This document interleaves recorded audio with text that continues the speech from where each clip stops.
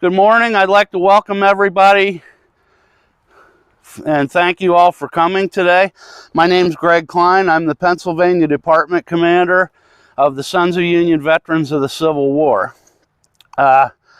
This is definitely a lot different look than a lot of us are used to for Remembrance Day and for Remembrance Day weekend. But as I look around, I see really a tribute to the resilience of our allied orders and to the stick-to-itiveness and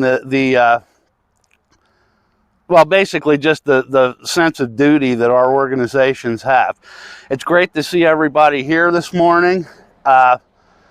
You're going to see a different type of a ceremony. It's not going to be as necessarily well organized, well put together. And you know what? None of that really matters. The important thing is that we're here and we're doing the duty to the boys in blue. So I'd like to step aside and call on Sandy. We'll come up with our first laying of the wreath. Oop, pardon me.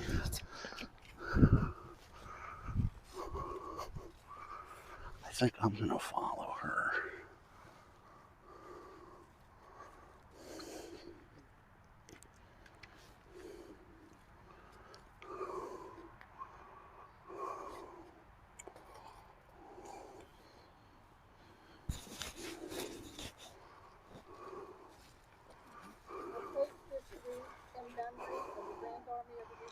And all the soldiers who fought. This is represented from the daughters of Union veterans of the Civil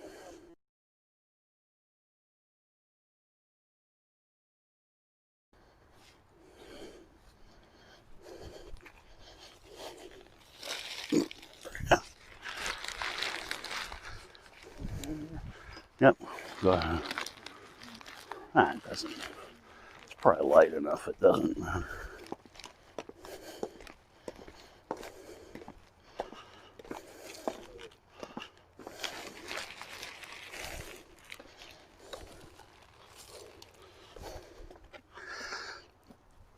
I place this bouquet on behalf of the Pennsylvania Department, Sons of Union Veterans of the Civil War.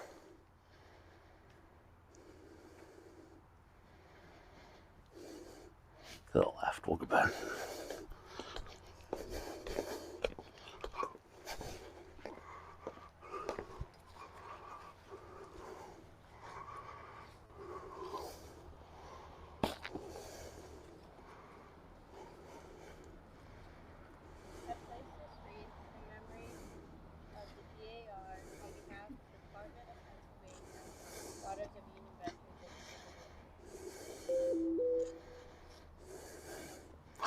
I'll do Doug right after this. I forgot to put I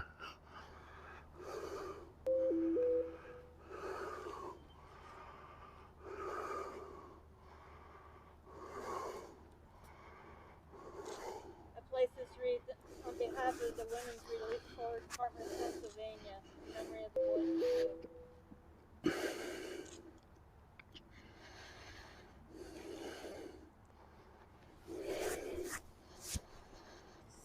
anybody else done. Okay.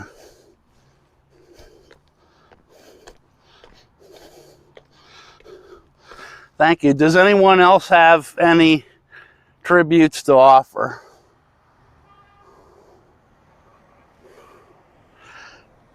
Hearing none, I would like to call on past Department Commander Doug McMillan, who will recite the Gettysburg Address.